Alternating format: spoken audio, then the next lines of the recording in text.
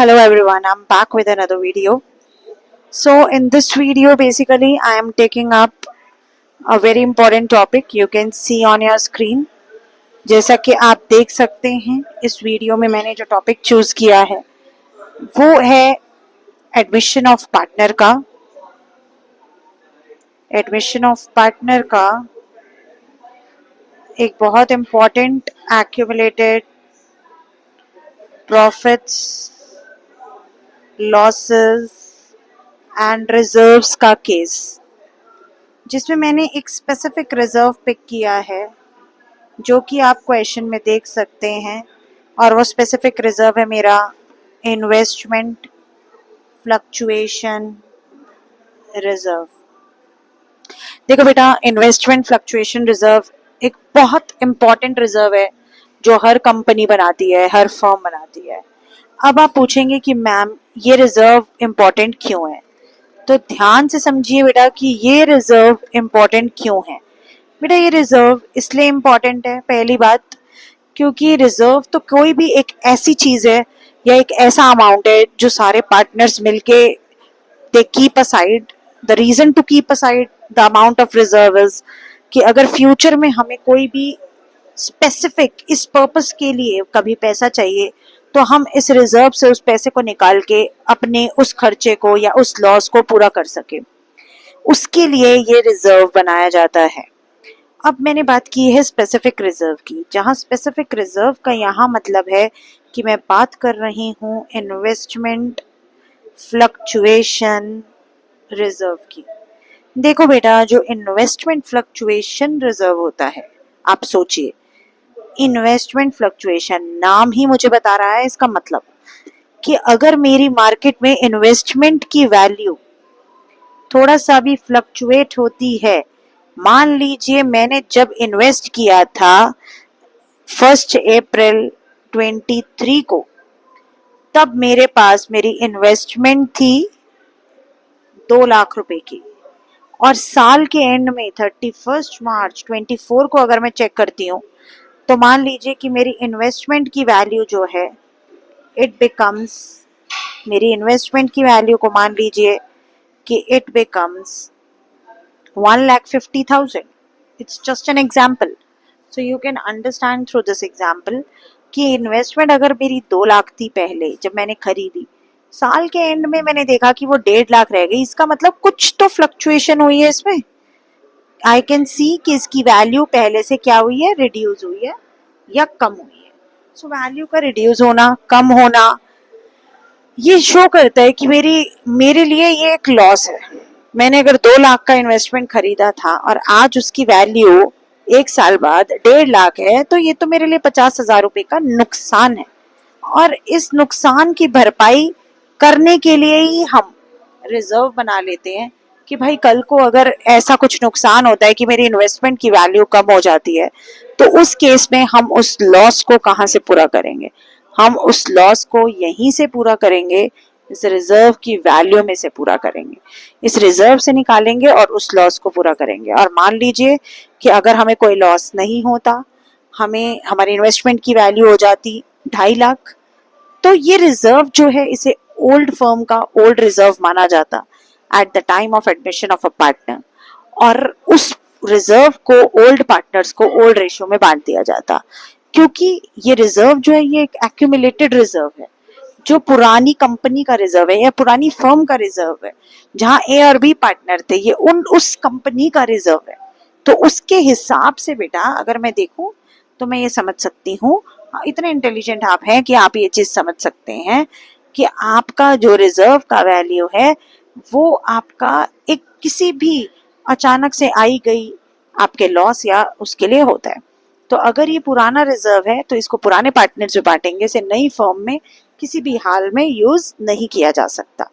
ठीक है, तो अब विदाउट वेस्टिंग टाइम हम इस क्वेश्चन की तरफ फोकस करेंगे और इस क्वेश्चन को सॉल्व करके हम डिफरेंट केसेस देखेंगे इन्वेस्टमेंट के, कि क्या क्या डिफरेंट केसेस हैं जिन केसेस के थ्रू हम इस क्वेश्चन को सॉल्व कर सकते हैं। ठीक है, so let's just see how we can go about this question. So let me make certain adjustments after that I will just start the question. Okay, so अगर मैं आपको दिखाऊं तो आप देख सकते हैं आपकी स्क्रीन पे ना मैंने एक क्वेश्चन शेयर किया है. रीड कीजिए क्वेश्चन को ध्यान से और देखिए वहां लिखा है कि सोनू, सुमित, साहिल ये फर्म में पार्टनर्स हैं. ठीक है, अब ये प्रॉफिट एंड लॉसेस को शेयर करते हैं रेशो 4:3:2 में. और वो कह रहा है कि इन्होंने डिसाइड किया है कि एक नया पार्टनर को एडमिट करेंगे जिसका नाम है सोहेल. और जो सोहेल नया पार्टनर आएगा उसके आते टाइम इन्होंने अपना बैलेंस शीट का एक एक्सट्रैक्ट देखा जिसमें इन्हें इन्वेस्टमेंट की आज की वैल्यू दे रखी, बुक वैल्यू दे रखी थी, प्लस साथ साथ जो है हमें इन्वेस्टमेंट फ्लक्चुएशन रिजर्व की वैल्यू दे रखी थी. आपको मैं एक बात बता दूं, ये जो बुक्स में वैल्यू दी होती है जिसके आगे लिखा होता है कॉस्ट, इसे हम कहते हैं बुक वैल्यू. ये आपकी इन्वेस्टमेंट की बुक वैल्यू है, इस बात को ध्यान रखेंगे. ये आपकी इन्वेस्टमेंट की बुक वैल्यू है. और ये जो नीचे आपको मार्केट वैल्यूज दे रखी हैं ये मार्केट की वैल्यू है. मतलब आपने जब खरीदा था तब की वैल्यू तो आपकी बुक्स में शो हो रही है, लेकिन ये सारी बची हुई बाकी की जो है ये क्या है, ये आपकी सारी मार्केट वैल्यू है कि आज की डेट में आपकी इन्वेस्टमेंट का रेट क्या हो गया है, ये वो वैल्यूज है. ठीक है, तो समझते हैं इस क्वेश्चन को, देखते हैं कैसे सॉल्व करेंगे. आइए मिलके सॉल्व करते हैं इस क्वेश्चन को, समझेंगे. काफी बड़ा क्वेश्चन है, 4-5 केसेस हैं इसमें. 5 केसेस से भरपूर मैंने ये क्वेश्चन इसलिए दिया है क्योंकि इस क्वेश्चन में मैं आपको सारे इन्वेस्टमेंट के केसेस को समझा देना चाहती हूँ.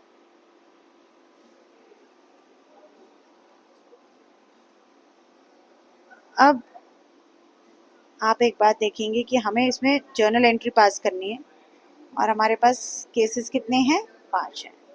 ठीक है, 5 केसेस हैं, जर्नल एंट्री हमें करनी है. करते हैं सॉल्व.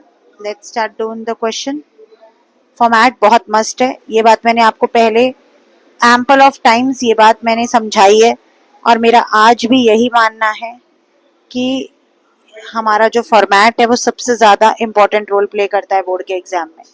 तो आपका फॉर्मेट बिल्कुल क्लियर होना चाहिए और ठीक से आप अपना फॉर्मेट पे फोकस कीजिए क्वेश्चन करते वक्त. अब आ जाते हैं बेटा क्वेश्चन के ऊपर. क्वेश्चन के ऊपर देखिए, सबसे पहले मुझे फर्स्ट केस जो दिया है मैं फर्स्ट केस के ऊपर ही फोकस करूंगी. सबसे पहले आपको बता रखा है बेटा कि आपको जो रिजर्व के बारे में कोई भी इंफॉर्मेशन नहीं है, इन्वेस्टमेंट की मार्केट वैल्यू के ऊपर मेरी कोई भी किसी भी तरीके की एडजस्टमेंट नहीं है, कोई मुझे इंफॉर्मेशन मार्केट वैल्यू के ऊपर नहीं दी. अब मैं साथ साथ आपको यहाँ वर्किंग नोट भी समझाती चली जाऊंगी. आप अगर देखेंगे एक बात, अगर आप एक बात पे फोकस करें तो मैं आपको बताऊं, आप ये देखिए कि अगर मुझे मेरी मार्केट वैल्यू नहीं दे रखी, ठीक है, if market value of reserve is not of investment is not given, तो ऐसे केस में मुझे क्या करना है आप खुद सोच के देखिए. मुझे कह रहा है जी कि मैं थोड़ा शॉर्ट फॉर्म लिखूंगी, आप उससे थ्रू समझिएगा. आई एफ आर बेटा मुझे क्वेश्चन में दे रखा है. देखिए बैलेंस शीट से मैंने पिक किया 36,000 का और कह रहे हैं जी इन्वेस्टमेंट जो है उसकी बुक वैल्यू दे रखी है कुछ मुझे 4 लाख. ठीक है, अब मुझे इतना दे रखा है. केस नंबर 1 की बात कर रहा है. केस नंबर 1 में मुझे कह रहा है कि भाई नो इन्फॉर्मेशन, कि आपके पास कोई इन्फॉर्मेशन नहीं है. इसका मतलब है बुक वैल्यू तो मुझे पता है 4 लाख है, लेकिन मार्केट वैल्यू जो है वो निल है. मुझे आज की कोई इन्वेस्टमेंट की वैल्यू के बारे में कोई इन्फॉर्मेशन नहीं है. तो बेटा जब भी ऐसा केस होता है, ये जो रिजर्व है ये ओल्ड पार्टनर्स को हम ओल्ड रेशो में बांट देते हैं. इसको आप अपना की नोट बना लीजिए. यहाँ बनता है आपका एक की नोट कि ये ओल्ड पार्टनर्स को ओल्ड रेशो में सीधा सीधा इस वैल्यू को आप बांट देंगे बिना कुछ सोचे बिना कुछ समझे. तो आपके पास इन्वेस्टमेंट की रिजर्व की कितनी वैल्यू है, 36,000. अब एक बात और समझ लीजिए, ये मैंने आपको वर्कमैन कॉम्पनसेशन समझाते टाइम भी बताया था. आईएफआर जो है ये आपके लिए एक लाइबिलिटी है. इस लाइबिलिटी को हम पे ऑफ करके खत्म कर देंगे. जब हम इस रिजर्व के पैसे को खत्म कर देंगे तो ये कम हो जाएगा. लाइबिलिटी कम होती है तो हम हमेशा उसे क्या करते हैं, डेबिट करते हैं. तो अभी हम क्या करेंगे, हमारा केस 1 का स्टेप 1 क्या रहेगा, हम लिखेंगे investment fluctuation reserve account debit. ध्यान से समझिए, मैंने क्या लिखा, investment fluctuation reserve account debit, और मेरे पास रिजर्व की वैल्यू कितनी है, हम सबको पता है कि रिजर्व की वैल्यू है 36,000 रुपये, जो कि मैं देख सकती हूँ बैलेंस शीट में गिवन है। अब इस रिजर्व का कोई और ट्रीटमेंट तो हो नहीं सकता, तो हम इसे ओल्ड पार्टनर्स को बांट देंगे, जिसमें मेरे पास आता है सोनूज कैपिटल अकाउंट, सुमित्स कैपिटल अकाउंट, और मेरे पास आता है एक साहिल का कैपिटल अकाउंट। ठीक है बेटा, मेरे पास आते हैं ये कैपिटल अकाउंट्स। सो आप इसको सिंपल लिखेंगे, बीइंग आईएफआर डिस्ट्रीब्यूटेड अमंग ओपीओआर, मतलब ओल्ड पार्टनर ओल्ड रेशियो। आप इसे एग्जैजरेट करके प्रॉपर लिखेंगे, मेरे पास स्पेस कंस्ट्रेंट्स हैं। ओल्ड पार्टनर्स ओल्ड रेशियो की बात हो रही है, ओल्ड पार्टनर्स ओल्ड रेशियो मुझे क्या दे रखी है क्वेश्चन में, आप चेक कर सकते हैं। ओल्ड रेशियो मुझे दे रखी है 432, दैट मीन्स 16,000, 12,000 एंड 8,000 का मेरा रिजर्व डिस्ट्रीब्यूट हो गया पार्टनर्स के अमाउंट। अब आते हैं बेटा केस नंबर 2 पे। अगर अब मैं देखूं बेटा केस नंबर 2, केस 2 में मेरे को कह रहा है बेटा कि मेरी मार्केट वैल्यू जो है इन्वेस्टमेंट की वो 4 लाख ही है। ध्यान से समझिए क्वेश्चन को, आइए वर्किंग नोट में समझेंगे। मैंने कहा केस 2 में कह रहा है मुझे कि भाई आपका आईएफआर जो है वो 36,000 है, रिजर्व 36 का है, बुक वैल्यू 4 है और मार्केट वैल्यू भी 4 है। इसका मतलब बेटा बुक वैल्यू किसके इक्वल है, मार्केट वैल्यू के। जब बुक वैल्यू मार्केट वैल्यू के इक्वल होती है तो ये कैसी सिचुएशन होती है, नो गेन नो लॉस। ये एक ऐसी सिचुएशन आ गई बेटा जहां ना तो मेरा कोई नुकसान है और ना ही मेरा कोई प्रॉफिट है। तो जब no gain no loss situation होती है, आईएफआर को ओल्ड पार्टनर्स को ओल्ड रेशियो में एज इट इज बांट देते हैं। तो ऐसे केस में हम क्या लिखेंगे, सेकंड केस के लिए आंसर कि same entry as case 1।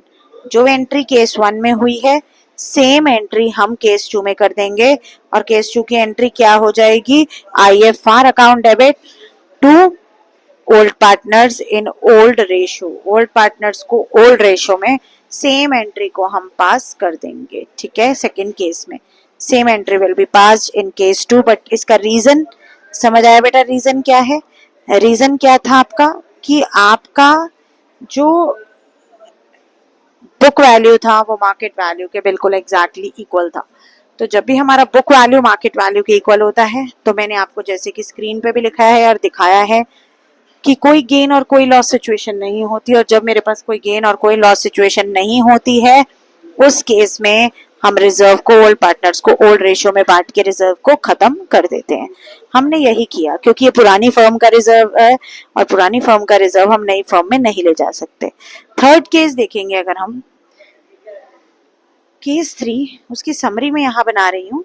IFR बेटा मुझे दिया हुआ है 36,000 रुपये, और मुझे बता रहा है यहाँ थर्ड केस में कि market value of reserve is 3,82,000। ध्यान से देखिएगा, इन्वेस्टमेंट की बुक वैल्यू मुझे दे रखी है 4 लाख, और मुझे कह रहा है जी आज इसकी वैल्यू बनती है 3,46,000। कह रहे हैं जी 3,46,000 इसकी आज की वैल्यू है।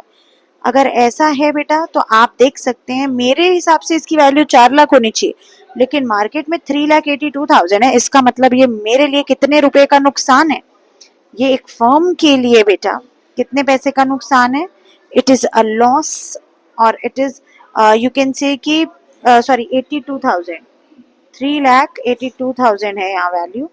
अगर 3,82,000 की वैल्यू बेटा, तो आप देख सकते हैं कि मेरे लिए ये एक लॉस की सिचुएशन है कि 18,000 रुपए से मेरे को लॉस हो रहा है मेरी इन्वेस्टमेंट का। और मैं आईएफआर क्यों बना के चल रही हूँ इतने टाइम से, why I have premade the IFR. तो मेरे ओल्ड पार्टनर्स ने आईएफआर क्यों बनाया था कि कल को अगर इन्वेस्टमेंट की वैल्यू कम हो जाती है, हमें लॉस हो जाता है, तो हम उस लॉस को इस रिजर्व से पूरा करेंगे। अब उन्होंने क्या किया बेटा, ये रिजर्व में से 18 तो पूरा कर दिया, लेकिन 18 के बाद कितना और बचा, 18 ही और बचा। 36,000 रिजर्व में से 18 का लॉस तो बियर हो गया, लॉस बियर करने के बाद 18 और बचा।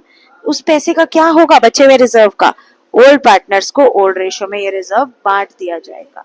अब बेटा बारी आती है इसकी जर्नल एंट्री करने की। जर्नल एंट्री हम इसकी कैसे करेंगे, हम लिखेंगे investment fluctuation reserve account debit, investment fluctuation reserve account को डेबिट कर देंगे बेटा, वही 36,000 रुपए से।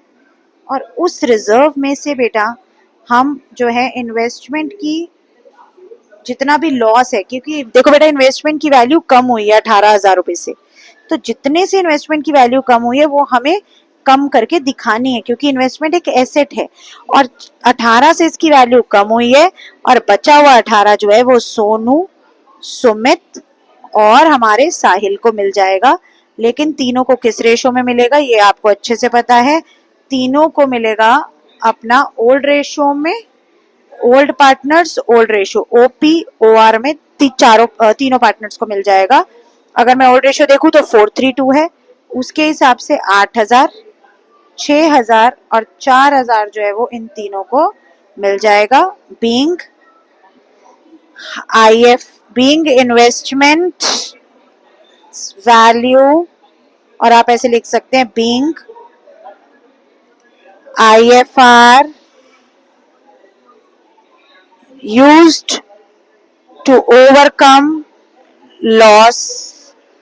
लॉस को ओवरकम करने के लिए हमने अपने इन्वेस्टमेंट फ्लक्चुएशन रिजर्व का यूज कर लिया, ठीक है। अब मैं बात करूंगी बेटा केस नंबर 3 की, 3 तो हो गया, केस नंबर 4 की मैं बात करूंगी आपके समक्ष। ध्यान से समझिएगा, केस नंबर 4 में मुझे क्या कह रहा है कि बेटा मेरे रिजर्व जो है अब की बार वो कह रहे हैं जी कि मार्केट वैल्यू 3,46,000, मेरी मार्केट वैल्यू है, ध्यान से देखो 3,46,000। आ जाइए वर्किंग नोट्स के ऊपर, क्योंकि पल पल पे वर्किंग नोट बहुत जरूरी है। ध्यान से देखिए, IFR मुझे पता है, ओल्ड पार्टनर्स ने जो रिजर्व बनाया था आज उसकी वैल्यू 36,000 है। बुक वैल्यू जो है 4 लाख है, लेकिन पार्टनर्स के हिसाब से इसको मार्केट वैल्यू क्या होनी चाहिए, 3 लाख, सॉरी पार्टनर्स के हिसाब से इसकी वैल्यू 4 लाख होनी चाहिए इन्वेस्टमेंट की, लेकिन आज उसकी मार्केट में वैल्यू है 3,46,000। 3,46,000 का मतलब है कि बेटा ये भी एक लॉस है फर्म के लिए हमारी इन्वेस्टमेंट के ऊपर, और इन्वेस्टमेंट के ऊपर 54,000 का लॉस है कि 4 लाख की इन्वेस्टमेंट हमने की थी लेकिन उसकी आज वैल्यू हमें सिर्फ 3,46,000 मिल रही है। इसका मतलब है हमें एक लॉस हुआ है 54,000 का। अब ये लॉस हम कहाँ से भरेंगे, IFR से, लेकिन IFR तो मेरा सिर्फ और सिर्फ 36,000 है। इसका मतलब है कि 54 का लॉस में से सिर्फ और सिर्फ हम 36 का लॉस ही पूरा कर सकते हैं, और बचा कितना, डिफरेंस कितना बचा है, 18,000 का। ये 18 का डिफरेंस कहाँ से लेंगे, जब भी मेरा रिजर्व का पैसा कम पड़ जाएगा मेरे लॉस को पूरा करने के लिए, तो वो पैसा जो होता है डिफरेंस अमाउंट वो हम पार्टनर से चार्ज करते हैं। मैंने कल भी बताया था वर्कमैन कॉम्पनसेशन रिजर्व में कि वो पैसा रीवैल्यूएशन अकाउंट से ले लिया जाएगा, क्योंकि हमारी एसेट्स रीवैल्यू हुई हैं और हमारी लायबिलिटीज को रीअसेस किया गया है, तो वहां से रीवैल्यूएशन से इस वैल्यू को उठा करके रीवैल्यूएशन से इसको पैसे को लिया जाएगा। बचे पार्टनर जो है हमारे ओल्ड पार्टनर्स वो इस पैसे की भरपाई करेंगे। अब कैसे करेंगे, कहाँ करेंगे, ओल्ड रेशो में करेंगे। अब समझते हैं कि कैसे करेंगे, सबसे इंपॉर्टेंट पॉइंट ये है। अब हमने क्या किया, हमने लिखा जी इन्वेस्टमेंट फ्लक्चुएशन रिजर्व, हमने लिखा investment fluctuation reserve account debit, debit कर दिया मैंने अपना इन्वेस्टमेंट फ्लक्चुएशन रिजर्व अकाउंट, और इसको डेबिट किया 36,000 से। लेकिन बेटा एक लाइन छोड़ेंगे और लिखेंगे कि बेटा मुझे इन्वेस्टमेंट पे नुकसान कितना हुआ है, मेरी इन्वेस्टमेंट गिरी तो 54,000 से है। इसका मतलब जो बचा हुआ 18,000 है, इसे मैं दूसरे कलर के पेन से आपके लिए हाईलाइट कर देती हूँ ताकि आपको बहुत अच्छे से समझ में आ जाए कि मैम समझाना क्या चाहती है हमें। 18,000 की ये जो वैल्यू है ये कहाँ से भरपाई की जाएगी, the value will be taken from revaluation account, तो आप क्या लिखेंगे, being excess fall in I in investment transferred, excess fall in investment transferred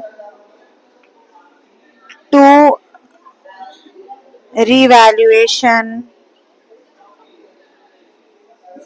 account. हमने जो इसमें इसकी वैल्यू एक्सेस फॉल हुई वो हमने कहाँ से पूरी कर ली, वो हमने अपना we have taken that amount from revaluation, जितना पैसा कम पड़ा वो हमने रिवैल्यूएशन से बेटा ले लिया। ठीक है, अब बात करते हैं बेटा लास्ट केस की।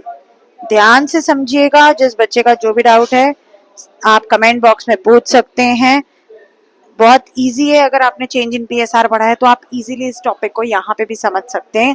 बस एक पॉइंट आपको याद रखना है, जो रिजर्व है वो ओल्ड पार्टनर्स कोल्ड रेशियो में बटेगा, लेकिन अगर अगर कुछ लॉस है उस लॉस को या उस क्लेम को पूरा करने के बाद जितना पैसा बचेगा वो सारा हम ओल्ड पार्टनर्स कोल्ड रेशियो में देंगे। और मान लो हमारा लॉस ज्यादा हो जाता है, रिजर्व का पैसा कम है, तो हम उसको कहाँ से पूरा करेंगे, रीवैल्यूएशन अकाउंट से पूरा करेंगे। ठीक है बेटा, आ जाते हैं हमारे लास्ट केस के ऊपर। ध्यान से पढ़िए हमारा लास्ट केस क्या लिखा हुआ है यहाँ स्क्रीन पे। कह रहे जी मार्केट वैल्यू जो है वो 4,36,000 हो गई। अब आप देख सकते हैं 4,36,000 का क्या मतलब है। 4,36,000 का ये मतलब है कि मेरा इन्वेस्टमेंट बहुत ही फायदे में चल रहा है, मुझे फर्म को कोई नुकसान नहीं हो रहा। तो हम क्या देखेंगे केस नंबर 5 में, यहाँ पे इसका वर्किंग नोट बना रही हूँ केस 5 का। केस 5 में कह रहा है जी, हम यहीं पे समरी बना लेते हैं। केस 5 में हमें कह रहा है कि हमारे पास जो हमारा इन्वेस्टमेंट फ्लक्चुएशन रिजर्व है जी 36,000 है।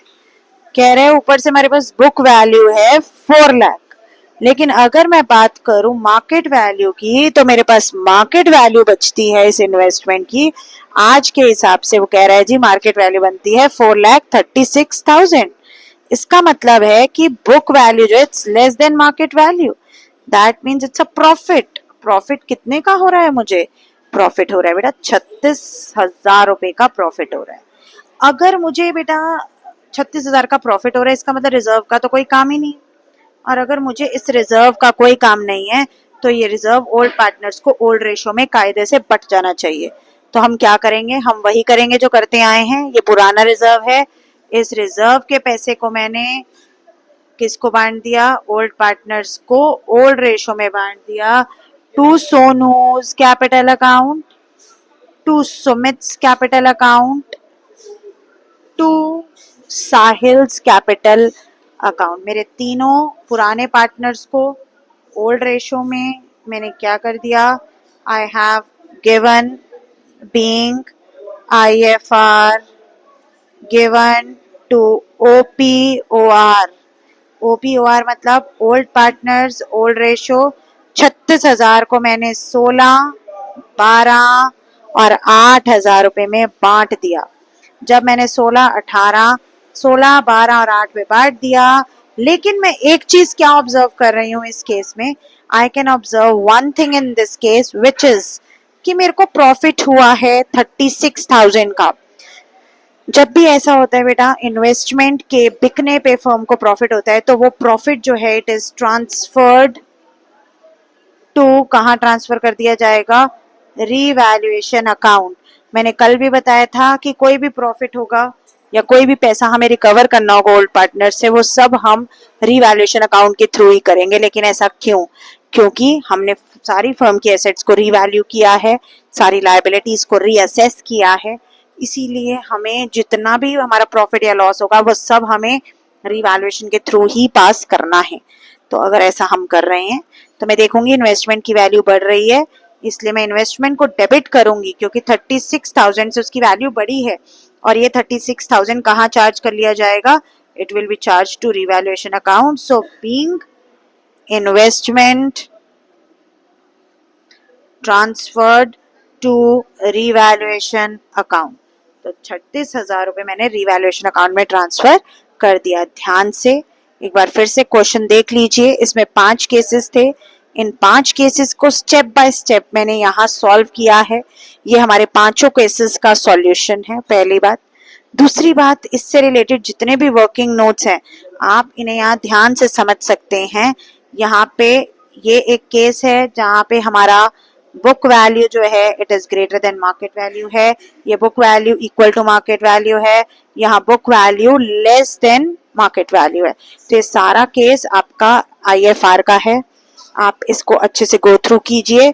अगर आपको फिर भी कोई डाउट आता है या कोई प्रॉब्लम आती है इसे समझने में, आप कमेंट बॉक्स में पूछिए। मेरे इंस्टाग्राम पेज पे जाके आप मेरा इंस्टाग्राम पेज लाइक कीजिए। इंस्टाग्राम पे आप मुझे DM कर सकते हैं अपने डाउट्स को पूछने के लिए। मेरे फेसबुक पेज पे आप DM कर सकते हैं मेरे डाउट्स को पूछने के लिए, अपने डाउट्स को क्लियर करने के लिए। आपके लिए 3 मैंने ऐसे प्रोफाइल्स बना दिए हैं जहां आप अपने डाउट्स को DM के थ्रू, कमेंट्स के थ्रू पूछ सकते हैं। कोई टॉपिक जो आप चाहते हैं कि आप जल्द से जल्द मैं आपको समझाऊं और आप उसे समझना चाहते हैं तो वो भी आप मुझे DM कर सकते हैं।